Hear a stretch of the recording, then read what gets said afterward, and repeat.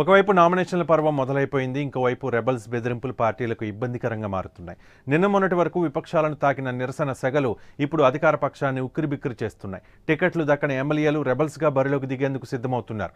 వారిని బుజ్జగించి దారికి తెచ్చుకోవడం అధినాయకత్వానికి తలనొప్పిగా మారుతోంది.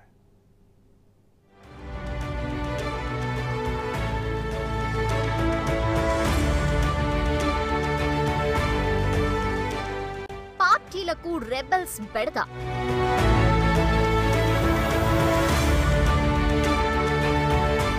బరిలోకి దిగుతున్న టికెట్ దక్కని సిట్టింగులు.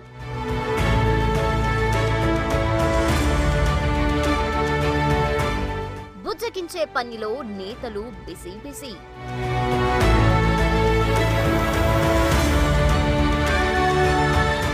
దాదాపు అన్ని స్థానాలకు సీట్లు ఖరారైపోవటంతో పార్టీలో అసమ్మతి రాగాలు తీవ్ర స్థాయికి చేరుకుంటున్నాయి. నిన్నటి వరకు వైసీపీలో అసమ్మతి సెగలు బక్కుమన్నాయి.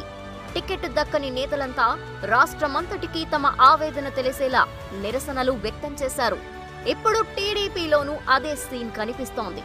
కొన్ని చోట్ల రెబల్స్ గా బరిలో నిలుస్తామంటూ కొందరు నేతలు అధినాయకత్వానికి హెచ్చరికలు చేస్తున్నారు. ప్రధానంగా సీటు దక్కని ఎమ్మెల్యే అభ్యర్థులే పోటీకి సై అంటున్నారు.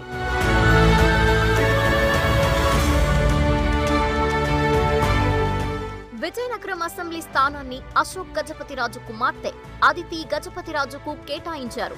అయితే అక్కడ సిట్టింగ్ ఎమ్మెల్యే మీసాల గీత ఈసారి కూడా సీటు తనదే అన్న ధీమాతో ఉన్నారు.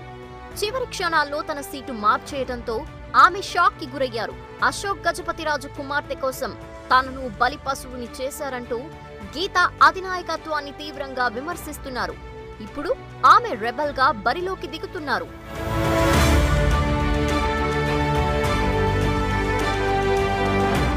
టీడీపీకి చెందిన బీసీ నేతలు మరికొందరు కూడా అధినాయకత్వం నిర్ణయాన్ని తీవ్రంగా వ్యతిరేకిస్తున్నారు.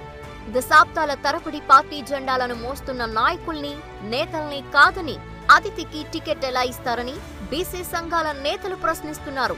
పార్టీలో అశోక్ గజపతిరాజు కుటుంబానికి మాత్రమే ప్రాధాన్యం ఇవ్వటాన్ని నిరసిస్తూ బీసీ సంఘాల తరపున కూడా తిరుగుబాటు అభ్యర్థులు పోటీకి సిద్ధమయ్యారు. మీ అందరికీ తెలుసు, ఆవిడ ఎప్పుడు వచ్చారు? 10 రోజుల ముందు వచ్చారు. మరి అంతవరకు పార్టీని నిలబెట్టబట్టే కదా ఆ ఓటింగ్ సాధ్యమైంది. మరి ఎవరైతే ఆ పార్టీని నిలబెట్టారో, ఈ 5 సంవత్సరాలు ఎవరైతే కష్టపడ్డారో వాళ్ళందరి మనోభావాలు, ఎంపీపీలు, జడ్పీటీసీలు, పార్టీ అధ్యక్షులు వీళ్ళందరూ 90% చెప్పినా వీరందరినీ కాదని అధిష్టానం నిర్ణయించడం మాకు చాలా తీవ్ర ఆవేదనకు, బాధకి గురి చేసింది. ఇదేమిటి అన్యాయం? పార్టీని మోస్తున్నటువంటి వ్యక్తులు మాట మీరు వినకపోతే ఇంక మీరేంటి పార్టీ? ఇంకెక్కడ ప్రజాస్వామ్యం ఉంది? విజయనగరంలో టీడీపీలో అసంతృప్తి తీవ్ర స్థాయిలో ఉందన్న విషయం స్పష్టంగా తేలిపోయింది. మరి ఈ అసమ్మతిని చల్లార్చడానికి టీడీపీ అధినాయకత్వం, అశోక్ గజపతిరాజు కుటుంబం ఏం చేస్తుందన్నదే ఇప్పుడు కీలకంగా మారింది.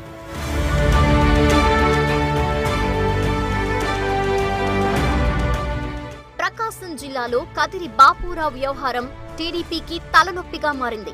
కదిరి బాబూరావు కనిగిరి టికెట్ ఆశించారు. కానీ పార్టీ నాయకత్వం ఆ సీటును ఉగ్ర నరసింహారెడ్డికి కేటాయించింది. దీంతో బాబూరావుకి దర్శి సీటును సర్దుబాటు చేసింది. కదిరి బాబూరావు మాత్రం తనకు కనిగిరి సీటే కావాలని పట్టుబడుతున్నారు. అవసరమైతే అక్కడ నుంచి ఇండిపెండెంట్ గా పోటీ చేస్తానంటూ అధినాయకత్వాన్ని హెచ్చరిస్తున్నారు.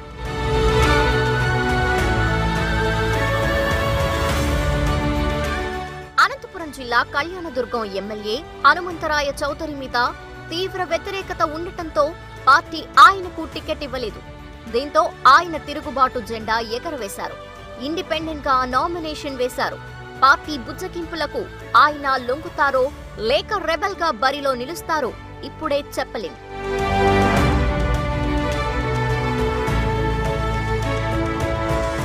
పశ్చిమ గోదావరి జిల్లా చింతలపూడి సిట్టింగ్ ఎమ్మెల్యే మాజీ మంత్రి పీతల సుజాత కూడా ఈసారి సీటు దక్కలేదు. సర్వేలన్నీ నెగటివ్ గా ఉండటంతో అధినాయకత్వం ఆమెకు సీటు నిరాకరించింది. ఇప్పుడు ఆమె కూడా ఇండిపెండెంట్ గా బరిలో దిగేందుకు సిద్ధమవుతున్నారు.